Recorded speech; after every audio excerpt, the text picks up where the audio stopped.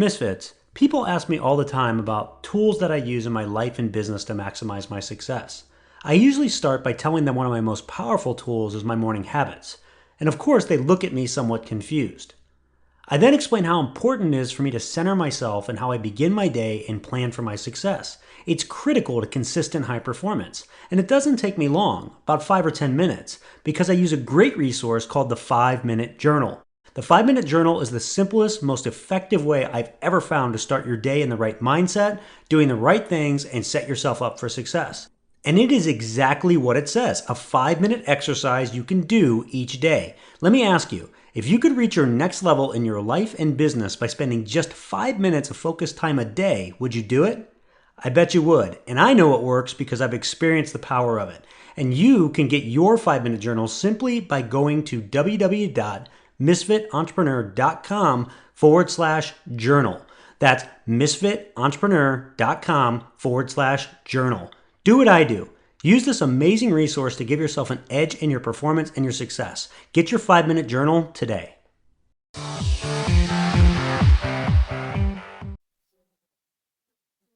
Hello, Misfits. This is Dave Lukas, and welcome to another episode of the Misfit Entrepreneur, where it's our job to help you unleash your inner misfit and break through to higher levels of success, wealth, and fulfillment by bringing you the best insight and information from the world's top entrepreneurs with a specific focus on their misfit side, the specific traits, habits, and secrets that have allowed them to thrive and succeed.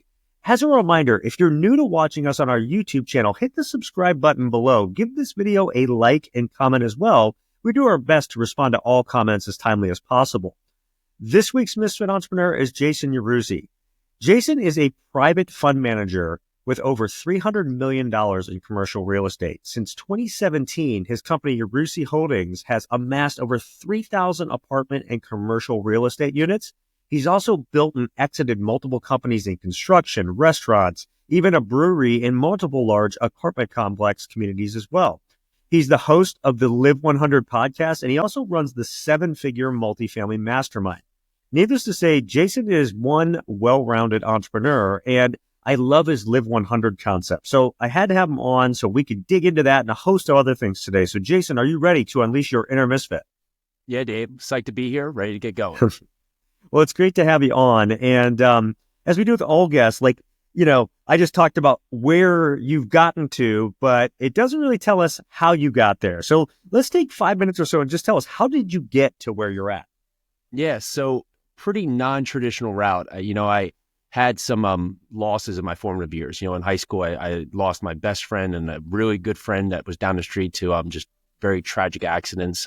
One with a boat accident, another one with suicide. And then a couple of years into high school, I lost my girlfriend in a car accident. So I left high school just really kind of lost in the world. And my college years kind of followed that same trajectory. I didn't have much motivation. I felt just really without purpose. And so I ended up getting a business degree just on a whim that I had a girlfriend at the time. Her mom said, you should, go and do business. I think she was just trying to give me some kind of motivation or direction. And I got that business degree, but then left college and moved into New York City, not wanting to work in anything related with business or finance. And so I did what was logical to me at the moment. And I started working in bars and restaurants and spent a couple of years there, just, working behind the bar, just as a bartender. And a few years into it, I was mad at everything and everywhere in the world, just because I wasn't really getting good results, right? I was seeing my friends that followed the, we'll call straightforward plan of just leaving college, getting a job, moving up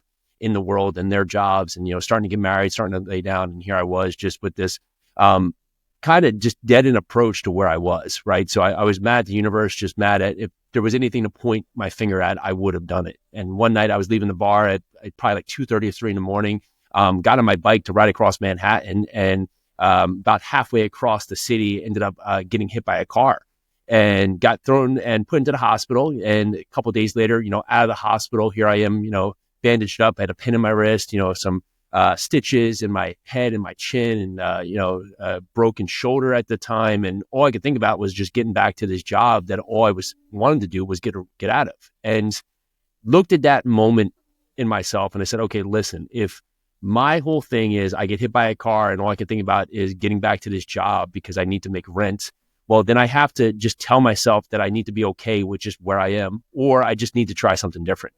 And at that moment, I just made an agreement that I just needed to do something different. But the question was what to do. And so I just started to make small changes, instead of drinking after work, go home, get up a little bit earlier, start to work out regularly, start to, read books again, like just do things that started to have some kind of positive momentum. And lo and behold, it's just started to create little shifts in my world. And I went from working behind the bar to open up a bar and a restaurant in New York City, opened a brewery in New York City, and just things started to change as I started to get a little bit of momentum. 2010, give or take, I moved to New Jersey after Hurricane Sandy happened and started to help my dad with his family construction business and really rapidly grew that business before moving into real estate in 2012 and 2013. And the goal at the time, it wasn't like, hey, let's make a lot of money or do anything. It was just that I was doing all these jobs that were so transactional. It's like I had to be there present in every moment. Well, whether it was working on the bar or working in construction, like if I wasn't there, there was no money to be made. And I kept looking at that now that I had, met my now wife. She was pregnant with our first child. And I was saying like, there was 25 hours in the day, I just really could have used them. So I kept asking that question, like, how can I find a way and do something that I could get back control of my life and control of my time?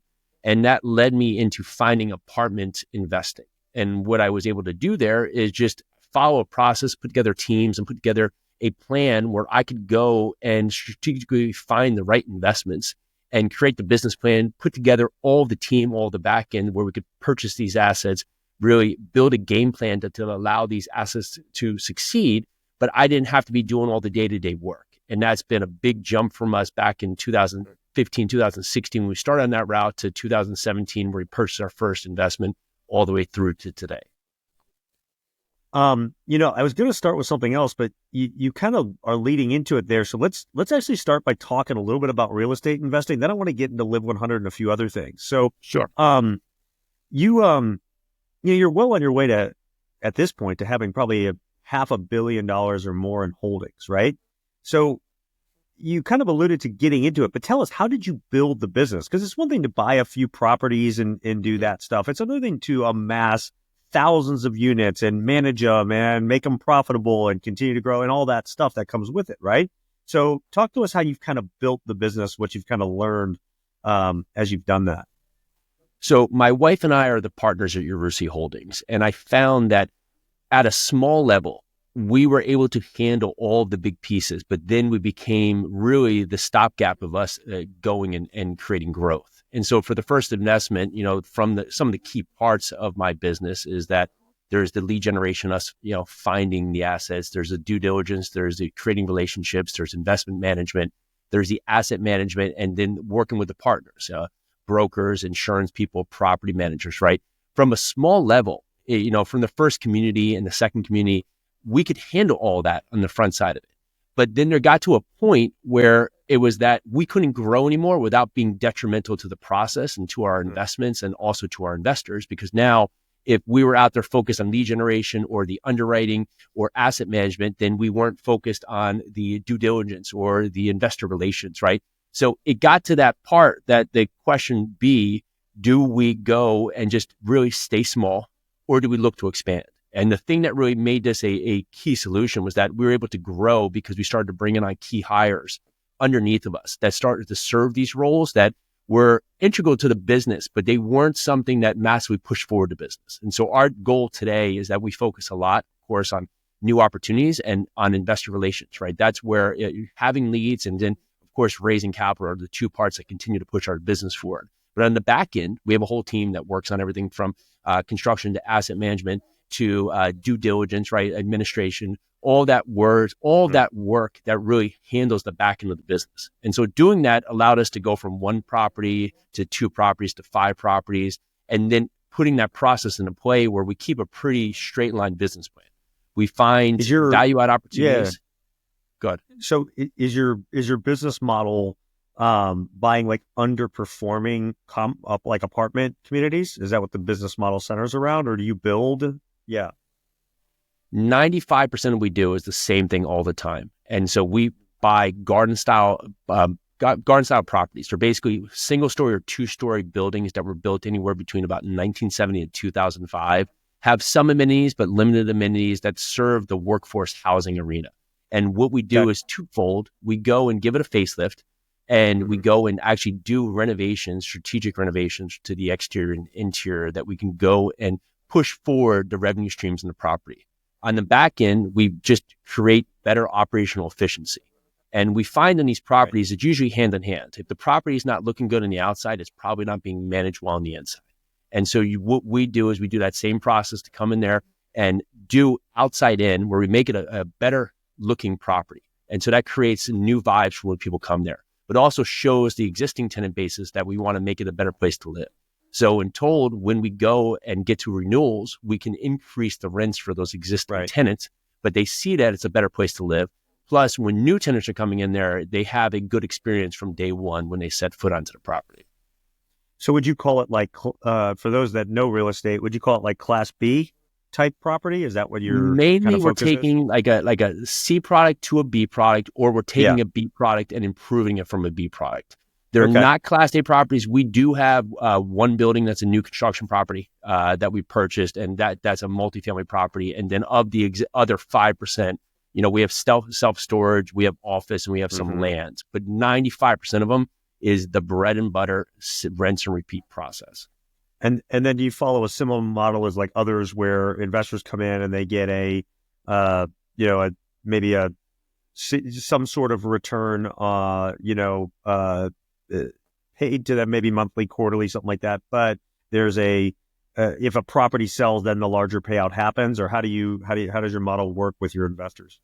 Yeah, it's preferred return, and that preferred return is paid out quarterly. Some properties pay monthly, but predominantly 75% of them pay quarterly. And then beyond that, there's the upside, right? So there usually will be, just on generic fashion, 8% preferred return, and then 70% of the upside would go to the investors, both in the revenue that would exceed the preferred return on any year, and then of the profit at the sale. Gotcha. Okay. So, and the reason I ask this is obviously understanding the model is really important. And for people that are out there going, well, I've never bought a property before. Well, these are things that as you grow, like you started with one and went from there, right? So like, what would be your advice? Somebody's listening now, they kind of understand your model, how you do things. And if there's anything to add to it, like that you think is important to know, please do so. But what would be your advice to maybe individuals that are aspiring to maybe enter that multifamily real estate market, even if they're buying a fourplex or something like that to start? What would be your advice to them? There's a million shiny objects in real estate. And so you can get lost going down in many paths. And one of our things that we did from basically, we didn't cover 2011 to 2015, 16, but we were doing all different kinds of real estate, right? We were wholesaling, we were doing fix and flips that were on, starter homes, to fix and flips that are on high-end homes, to Airbnb. We were doing all these different models, and we were having moderate success. But again, we were just all over the place, not with a strategic plan forward. And when we finally put the blinders on and put all the focus into multifamily investing and started just strategically buying the same thing over and over again, our growth was exponential, because we just put all the energy into that process and to find that process and refine that process. But to make that process successful, all we did was look at other people that were doing this process and seeing how they were doing it, and just rinsed and repeat. And many times we want to create the new thing to do, but you can have so much success by just being boring, right? Boring success is never boring, because although you're doing 90 to 99% of the same thing every day, there's usually 1% to 10% of fires going on. So it now allows you to put your energy into the things that need your attention instead of having your whole model in chaos. And so when we just started to do that same model, following what other people were doing, it was very easy to see where the gaps are that we can improve on, and then also where the shortfalls in our business plan were. Yeah, there's something to be said for copy and innovate, right? I mean, most everything's been done already. It's the ability to just kind of see it and, little tweak here, little tweak there, copy 95% of it, but throw your little bit of, yourself into these different areas. And it's amazing what it can do, right? And I think there's something to be said too for the discipline of sticking to a very specific type and niche and stuff, and not chasing the shiny objects. I just did a year-end message, and that's one of the things that I had to get good at over the years, because as entrepreneurs, we see opportunity everywhere, like every day. It's like it's a blessing and a curse, because there's always something, there's always an opportunity, there's always a potential, right? But does it make sense to chase, and go down the rabbit hole for all these, all these opportunities, potentials that really maybe could be something where you've got something in front of you that if you just focus your time and effort and everything all in on it, it's a guaranteed, payout, right? So I think there's and obviously opportunities do come up that you have to, that are good and you want to take advantage of. But I think probably it's the 80-20 rule or maybe the 90-10 rule. 90% of them, aren't worth wasting our time on, right? So getting the ability to discern ourselves and stay disciplined and learn to say no, is important, I think. So I bet that's one of the happened most for you. important things, right? Because saying maybe leaves that in your brain where you're constantly thinking about it. But saying yes, at least it gives you the runway, but it might be the wrong runway, especially if you can say it too quick. But saying no gets it off your plate. And that was one of the hard things that we had to learn, was just start saying no to just everything that's happening in real estate. And I see that many times. I'm in Tennessee now, but when I was in New Jersey, I started a meetup and it grew to a couple thousand people. There was 3,000 members by the time we were gone. And with that said, I would see people come in there that would say, okay, I'm going to do multifamily. And then day 1, day 2, day 50, day 1,000, they were doing multifamily and they were having success. But then I would see people come in there and say, well, let me try multifamily. And then a month they were going to flipping. And then all of a sudden, 3 years later, they were in the same spot because they hadn't give things the time to really just germinate, just grow. Right. Yeah. And that's it. It's a common theme on the show. We talk about it a lot, and it's a great time to talk about, the beginning of the year. The long game pays off, and we live in this world and this, society of instantness. And, it's those that can stick at it and play the long game and not do that where you jump from one thing to the next, right? Where you haven't reached success and you just jump to the next thing and so on. It's a lot harder. And that's what it beats a lot of entrepreneurs into submission, right? So, understanding it's the long game and you got to, keep plugging away at it is probably the most important lesson in today's age that we can, do in this instant gratification world that we have been conditioned to, In fact, it's a great place because I want to talk more about some of your philosophies like Live 100 and some of these other things. So I'm going to take just a quick 1-minute break. We'll be right back and we'll jump into that. Misfit Entrepreneurs, I want to tell you about an amazing resource that will have tremendous impact on your business and your revenue. I have used this solution in multiple businesses and it has made an incredible difference. Let me start by asking you something. Do you know how much it costs your business when just one salesperson doesn't step up to deliver? Do you really know? The cost can easily exceed 6 figures for just one bad hire, not just from the time, effort, and resources in hiring them, but from the lost business and downtime as well, as you have to go find a new salesperson and everything surrounding that. And the last thing any growing business can afford is to have a failed hire, especially in sales, the revenue driver for the company. But what if there was a way to know someone checked all the boxes of a great sales hunter and closer before you ever hired them? That's the solution that I found from a company called Sales Drive. They have created a solution called Drive Test. It's a powerful hiring tool that separates high-performance salespeople from pretenders by measuring the most critical personality trait needed for success in sales: drive. Drive is composed of 3 non-teachable traits shared by all top producers: the need for achievement, competitiveness, and optimism. And knowing who has drive before the interview dramatically increases your chances of selecting salespeople who will produce for you while avoiding those costly bad hires. I've used the solution and it works. In fact, it works so well, I've referred them to every company that I work with. And they've created a very special offer so that you can try them for free as well. You can get a free drive test assessment today at www.misfitentrepreneur.com/sales drive. That's misfitentrepreneur.com/sales drive, all one word. Start using the drive test in your hiring and never hire a bad salesperson again. Okay, so Jason, I mentioned in the opening and talked a couple times about Live 100. This was something that really caught my eye when we started talking and I started doing a little research on everything you've done. Explain the philosophy of it and how people can adapt it into their lives. So Live 100 is built on the principle that we have to break our bad habits so we can start to build momentum, so we can magnify the success we deserve to have. And many of those pieces came down is that, when I get back to where I am today, many people say, well, what did you do to get there? And so I started to look hard at the steps I had, because it wasn't, like I said earlier, it wasn't a straight path. I was all over the place, right? But what I found was really the through line through everything I was doing is that I had a lot of bad habits and I was getting a lot of bad results. And when I started to replace those bad habits with better habits and then consistently look to tweak those habits, well, lo and behold, things started to get better. No surprise, right? So the first piece is just being self-aware about how I was showing up, right? I wasn't showing up in a happy place or a positive place. I wasn't showing up in a way that was, grateful. I was always looking at things as if I was lacking. I was always looking at other people and just, feeling a sense of just anger or hate. Just I wasn't bringing the best principles forward that would help me carry forward. Then the next piece is you have to own it, right? You can be self-aware how you're showing up, but then you have to own it. Say, okay, yeah, I'm not doing a good job. I'm not being the person I should be. I'm not being the person right now that gets the success that I truly deserve to have.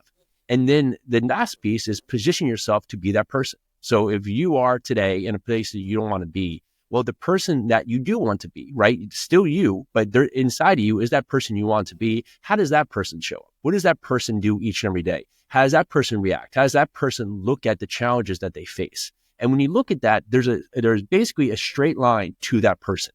And then you start to make the small steps. You start to go and change your habits and your rituals, right? And then that's part of the build block. You start to have intentional execution of how you're showing up. And when you do this, lo and behold, you start to get growth because you're transforming yourself from that person that you weren't happy with to the new person within yourself. But you have to be patient with that process. We talk here, we're coming into the new year and it's something like 92% of New Year's resolutions fail. It's because you go into something without a foundation. And that's how you have to build the foundation. It's like if you want to, get a better body or, do anything, make $1 million, whatever your goal is that you do want to get there. But again, if you want this level of success to be a sustained level of success, then what's the rush if you're doing it the right way? Because it's going to show up, like we said before. But when you follow this process, it would be better to go and have it last instead of saying, oh, I lost 30 pounds, but then in 6 months, you've gained it all back. It's because you haven't built the mental discipline that goes along the success you're having.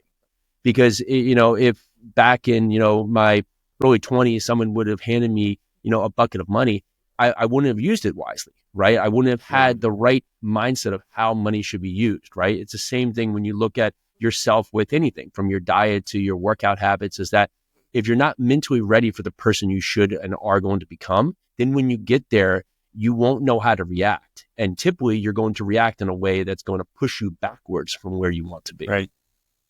So how does, so let's start there. We talk a lot about the mental game and about our conditioning and about, it's funny. I had, a few years back, I had Tom Zig Ziglar's son on, who runs Ziglar International now. And I asked him, what's the number one path to success? And he said, replace a bad habit with a good habit.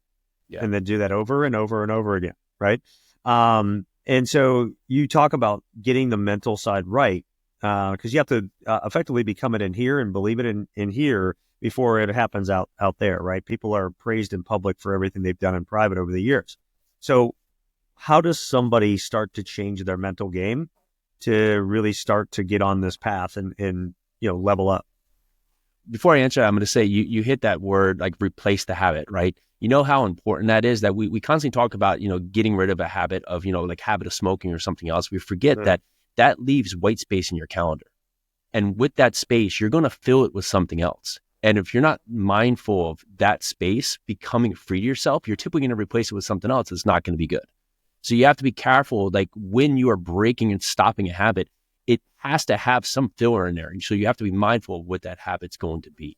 Now, with building the mental game, the first thing is just, the words are most important. It's like 98% of our day it happens subconsciously. We're not even thinking about it. We're just going on autopilot, right? We have 65,000, 70,000 thoughts a day of that are just repeated. And so if 20% of them or 40% of them or 50% of them are negative, then what's coming out of our mouth is also negative. So the first thing to do is just be aware of just the words you're using throughout your day, because your mind can't tell the difference, right? So if you're just putting this bad feedback back into your world, you're ultimately not going to be able to get to the level of success you want. So the first thing, if you're constantly saying, oh, I can't, or just even how you answer a question, if someone says, well, how are you doing today? Oh, at least I'm not dead. Like, or just things like that are just coming out of your mouth, that when you catch yourself saying it and you're saying, well, that's not a successful, positive person. That's me just throwing words out there that seem like throwaways, but ultimately it's putting bad energy back into myself. And so when I started to really catch how I was speaking, it started to be apparent to myself that I wasn't using words that are really picking myself up and picking others up. And when you can replace those words in a positive fashion, that it can start saying, well, instead of saying, oh, I'll never be able to do it, or I can't do that, or I'm not a person that comes from money, or I'll never be in shape, say, why not me? Or how can I? And when you take it from I can't to not that you know how, but you open the experience to how can I, it opens your minds to new philosophies and new understandings that there is a possibility for this to happen out there. You just have to look further into how that goes into your day. Yeah, asking how is one of the most important things you can do because it activates your mind to start looking at and finding and figuring out solutions for it, right? When you say no or I can't, it stops the thought process right then and there, and that's it. 1,000%. So when you start asking like, well, how is this possible? How can we do this? How could this happen? Then your mind starts to get creative. It starts to think a little bit, right? So you're absolutely right in the words you choose can have a tremendous impact. Perfect example right there, saying how versus no, or I can't. I also know that, like, and you kind of probably alluded to some there. I know that you've kind of broken this down into 3 phases. Correct. Right. So, like, what if you had to crystallize those 3 phases? What are they? What do they look like? Yeah. So break, build, and magnify. Where break is really the foundation, right? The foundational part of you building habits that are going to serve you. And then being just self-aware of how you're using those habits in yourself and then positioning yourself for greatness, right? That's the biggest part, is that you have to look at the foundation as the integral part, because if you don't have a good foundation, then nothing's going to be built on top. So you have to truly just look at the habits that you're within yourself today and just truly be self-aware how you're showing up so you can own it, so you can position yourself for greatness. And then the building part is that now that you start to align yourself with good habits, then you can start to actually put in the work to execute, right? You can say, oh, I just want to go out there and execute. But if you're executing in the wrong direction, then it doesn't matter what you're doing, right? So you have to say, okay, now I have the right habits. I can go and master those habits and rituals and then intentionally put them into my day each and every day. Now, are you going to win every day? No, but you'll find that more days than not, you'll start to be in a better direction. And ultimately, over time, not going to be one day, not going to be 2 days, but after 100 days, 200 days, a whole year, you'll look back and say, man, I had 250 days where I crushed it last year. And that's a world away from the year before, where maybe, half the year, you had negativity in your life, or a month that you were showing up in a good way after New Year's and the rest was just always downward trajectory. And you start to do that, it starts to compound. And that compounding effect really allows you to get to that last phase, where in that part, you're able to magnify the success. So you've broken down all the things that weren't working. You position them to what can be the better life that you're looking for. You go and execute. And then once you execute and once you start, it's like you start to find the fundamentals of riding a bike, right? And then all of a sudden, you're cognizant of how you're doing it when you're riding that bike. And then over time, now you're just out there riding that bike. You're riding with no hands. You're doing these things. You're not even thinking about the process. It's just something you do. Mm-hmm. That's how your body starts to work when you put things in it. Now, it can be in a negative direction or a positive direction. Right now, you probably have a lot of negative things happening in your day, in your life, and you're on autopilot. You don't even realize they're happening. It's like driving home from work. You just do it the same way every day. You just not even thinking about it, right? You get in the car. You do the same thing. You get in the shower. You wash your hair first. You do whatever part, right? Even when you're brushing your teeth, it's the same thing. That's the same thing, whether it's positive or negative. So when you get to this part, you can start to magnify the positive results. It's just massive transformation that can happen in your life, because now all of your energy, when you are focused on it, is going the right direction. So love it. Let you go on that, because it's so close to a lot of the things that I've said on this show for years about how to, really take advantage of that subconscious and, reprogram it for what you want and then put yourself on that path. But we all know, and you can attest to this, is that, even doing that, I mean, number one, it's a lifelong work in progress. You don't just do it once and it's just done. You have to do it every day. Number two, no matter what you do in that world, you still, the journey is not all sunshine and lollipops. You're going to have some massive challenges and things you run into and just insurmountable roadblocks and stuff that come up. And getting through those are what help you to become like even more bulletproof, right? I always say, we as entrepreneurs, we spend a lot more time in the valleys than we do at the peaks. The peaks are so worth it when we're there, but where we get really good is in those valleys, just trudging through and making it up the next slope and stuff, right? But everybody has everybody I think kind of has to figure out how they're going to handle that adversity and the things that come their way, so they can continue to break through it, because it just that there's always something, right? So from you, how have you learned, even in the midst of this, how do you power through when you run into, maybe you've got a property deal that ends up going really bad or something, right? And stuff, and you got to take a bath on it. How do you handle that stuff? How do you handle that adversity? I think that's a key thing for people to understand. Meditation serves a good purpose because it allows you to control your breath and just pause. And then the other part to that is that looking at problems for what they are. Most of the time we've been conditioned to treat every problem and everything that happens on the same level. They're like a code red, or like something that like everything's an emergency. And when you live in a state of just, everything is just shock, awe, and emergency, you're constantly, it's like you're at RPM 8,000 at all the time. So everything that happens, from you stub your toe to your kid gets sick to, you go and you lose out and you don't get a real estate deal, you're treating everything on just max level 10. But what you have to get back to is just, you have to treat everything for what it is. And so I look at these things that if something's happened in my day and it's, say, a problem that I'm going to remember in 10 years or 5 years, then I have to put my true focus into it and deal with it right now because it's of high importance. But if something happens in my day that I'm not going to even remember in 5 years, then just treat it for what it is. It's just something you have to deal with right now and just get through it. And if you can get it back to look at things, issues or conflict or things that are happening in your life as truly what they are, just something that's just part of life, then you can treat it with that. And what you'll find is that, it's like anything. Like if we didn't have the dark, we didn't have the light, right? If we didn't have, if everything was 75 and sunny, then we wouldn't appreciate the day when it actually is 75 and sunny. But we look at everything in just in a state of just tragedy, then everything's going to be hard because we're constantly in the red at all times. So you have to just give yourself patience, give yourself a chance to breathe through it, give yourself to look at problems for what they are.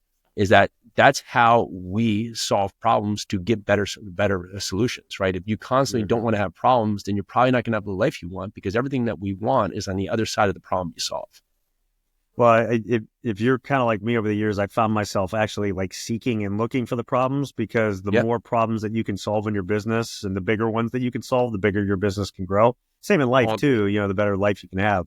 And so like problems in a lot of ways are a gift if you look at them the right way and attack them the right way, because they're always going to be there. There's always going to be something, right? But I think prioritizing, like you're saying, I again, is this really meaningful, right? Like and again, what's in your control, right? Like what's in my control versus not, right? If there's not something I can control, then like don't waste any time or effort, sleep, or any energy on it. Focus on the things that you can about it and keep going, right?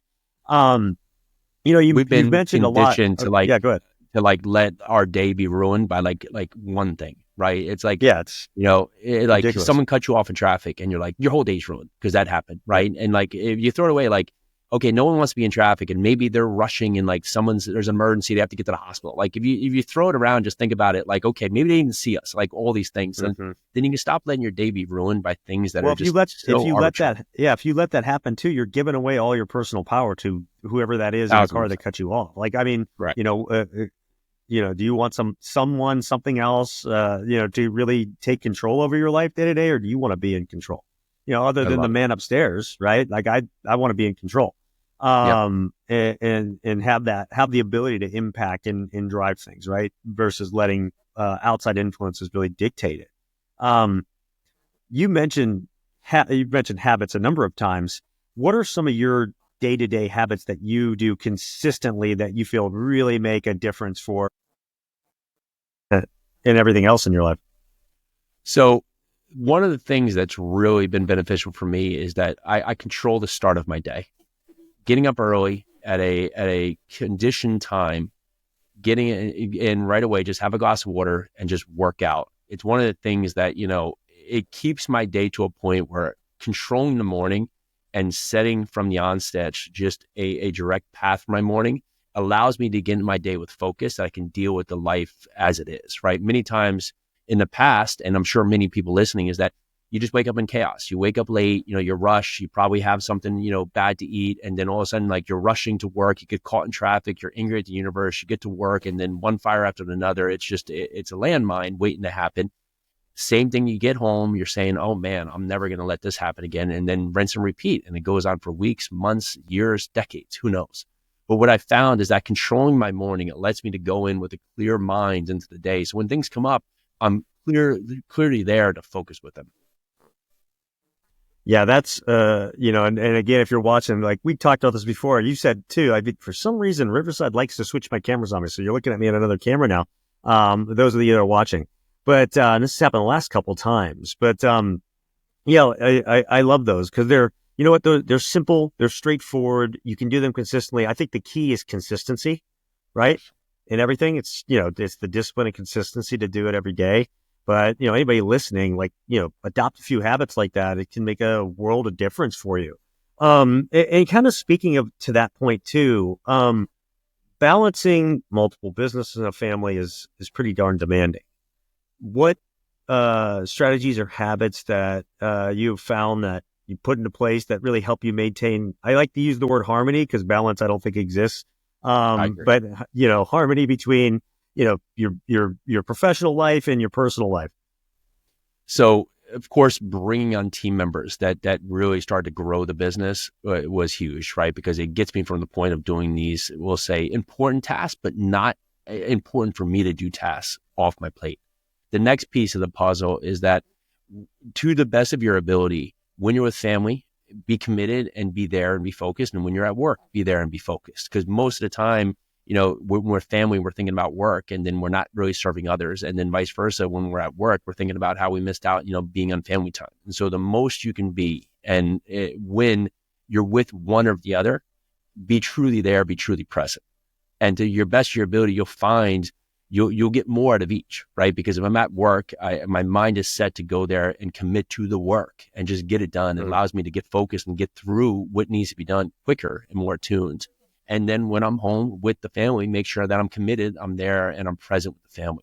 Now, when you get back to the work side, make sure you're also doing things that are not just filler work. It's very easy to do the easy things for the day and have to-do lists that go on forever and then actually get stuff accomplished, but nothing that's actually meaningful for the business, where in fact you should be doing these 3 or 5 things. And when you do that, you'll find you'll get more out of your day and more out of your businesses because you're doing the things that are truly important for your business to not only survive, but to go and exceed expectations. Yeah, I agree with you wholeheartedly on that. It is, like I said, it's hard to find balance. You got to find the harmony, and you got to, make the effort and everything to it on a daily basis, right? And again, it goes back to the habits and everything too. I've got one more question for you before we get to your Misfit 3.